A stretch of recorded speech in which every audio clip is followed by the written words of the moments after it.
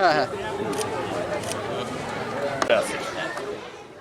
Standard বুথে আছে, এটা গ্রহণ করুন। ঢাকনাটা খুলে দেন, ঢাকনা খুলে দেন। হ্যাঁ, জি স্যার দিয়ে দেন। একটু কালে মেরে দিন।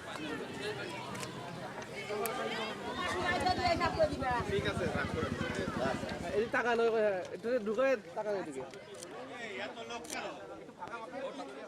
গণভোট দিয়েছি।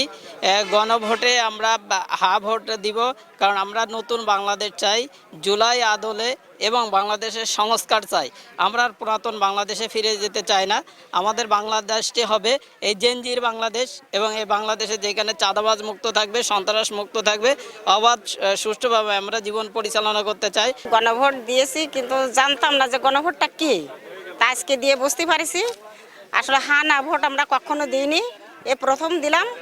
তা আসলে ভালোই লাগলো। ত্রয়োদশ জাতীয় সংসদ নির্বাচন এবং গণভোট এবার বাংলাদেশ ইতিহাসে প্রথমবারের মতো হচ্ছে একই সাথে।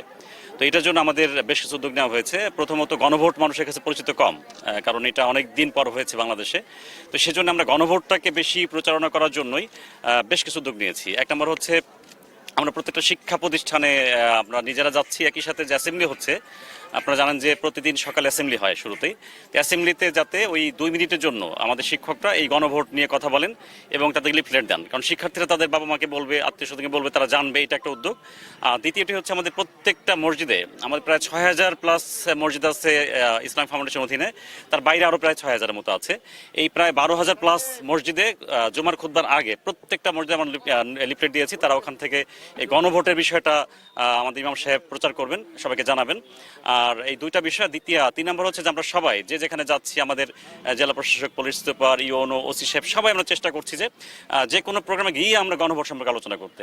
তারই একটা অংশ হচ্ছে আজকের এই মক ভোট। আপনারা দেখছেন, এটা হচ্ছে মানুষের মধ্যে একটা উৎসব আমরা সৃষ্টি করতে চাই, যে গণভোট একটা উৎসবের বিষয়। এটা আমাদের দেশের খুবই গুরুত্বপূর্ণ একটা অংশ, এবং এখানে যাতে অংশ নিতে পারে, সহজেই নির্বিঘ্নে অংশ নিতে পারে, সেই একটা প্র্যাকটিস। আর এখানে নিরাপত্তার জন্য আমরা একদম শতভাগ নিশ্চয়তা দিচ্ছি যে এখানে কেউ কোনো বিশৃঙ্খলা করার সুযোগ পাবে না। আমরা সুশৃঙ্খল, অবাধ, সুষ্ঠু, নিরপেক্ষ নির্বাচন করতে চাই।